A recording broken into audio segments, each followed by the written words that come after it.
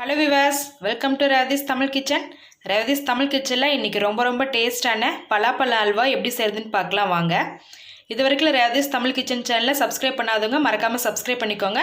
பக்கத்தில் இருக்க பெல் பட்டனை கிளிக் பண்ணிக்கோங்க. பலாப்பழ அல்வா செய்ய பேனில் ஒரு கரண்டி நெய் விட்டுக்கோங்க. நெய் காஞ்ச பிறகு ஒரு 10 பல்லு முந்திரி உடைச்சி வச்சுருக்கேன். அதை சேர்த்து வறுத்து எடுத்துக்கோங்க.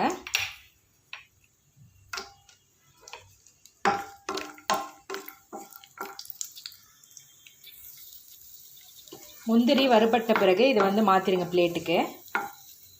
நெய் அப்படியே இருக்கட்டும். பலாப்பழம் பார்த்திங்கன்னா ஒரு 15 பலாப்பழம் எடுத்து நான் மிக்சியில் அரைச்சி எடுத்து வச்சுருக்கேன்.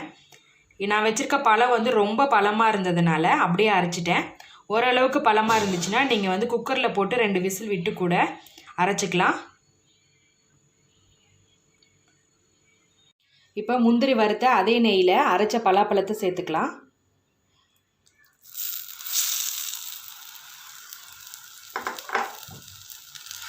நல்லா மிக்ஸ் பண்ணி விடுங்க.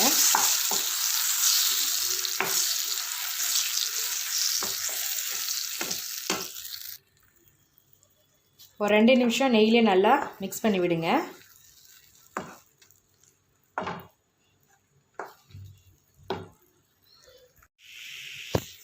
பலாப்பழ ஸ்மெல் நல்லா வருது. இப்போ அடுத்ததாக சர்க்கரை ஆட் பண்ணிக்கலாம். நான் ஒரு 1/4 கப் அளவு மட்டும் சர்க்கரை சேர்க்குறேன். ஏன்னா பழம் நல்லா ஸ்வீட்டாக இருக்குது. உங்களுக்கு ஸ்வீட் தகுந்த மாதிரி சர்க்கரை கூடவோ குறைக்கவோ செஞ்சுக்கோங்க.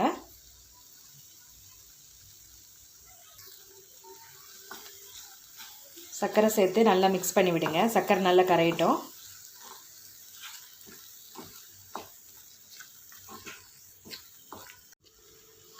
அடுத்ததாக கார்ன்ஃப்ளவர் ஆட் பண்ணிக்கோங்க. ஒரு கப்பில் 1 ஸ்பூன் அளவு கார்ன்ஃப்ளவர் போட்டுக்கோங்க.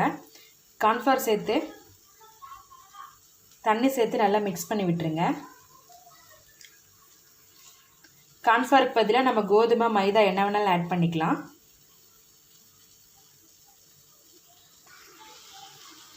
கட்டி இல்லாமல் மிக்ஸ் பண்ணிக்கோங்க.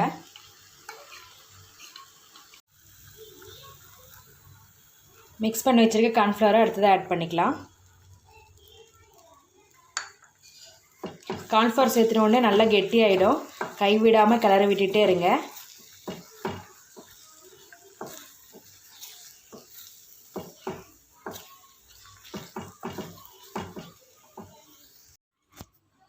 கார்ன்ஃப்ளவர் சேர்த்துனோடனே நல்லா கெட்டியாயிடுச்சு. கைவிடாமல் கிளறி விட்டுட்டே இருங்க. பாருங்கள், அங்கங்கே கட்டியாக இருந்ததுன்னா நல்லா மிக்ஸ் பண்ணி விடுங்க, கரைஞ்சிரும். அதே போல் அப்பப்போ கொஞ்சம் கொஞ்சமாக நெய் விட்டு கிளறி விடுங்க.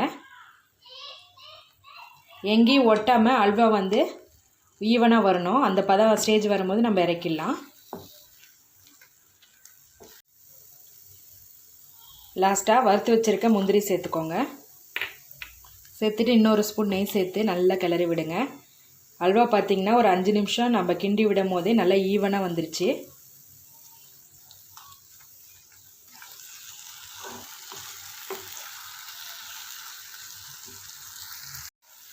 பாருங்கள், அல்வா பாருங்கள் எல்லாம் நல்லா வெந்து எல்லாம் ஈவனாக ஒரே இடத்துல வந்திருக்கு. இந்த ஸ்டேஜில் இருக்கும்போது நம்ம இறக்கிடலாம்.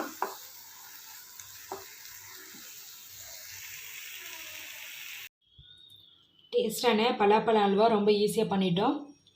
நீங்களும் இதே போல் வீட்டில் செஞ்சு பாருங்கள். எங்கள் சேனலை சப்ஸ்கிரைப் பண்ணுங்கள். மறக்காமல் பக்கத்தில் இருக்க பெல் பட்டனை கிளிக் பண்ணிக்கோங்க.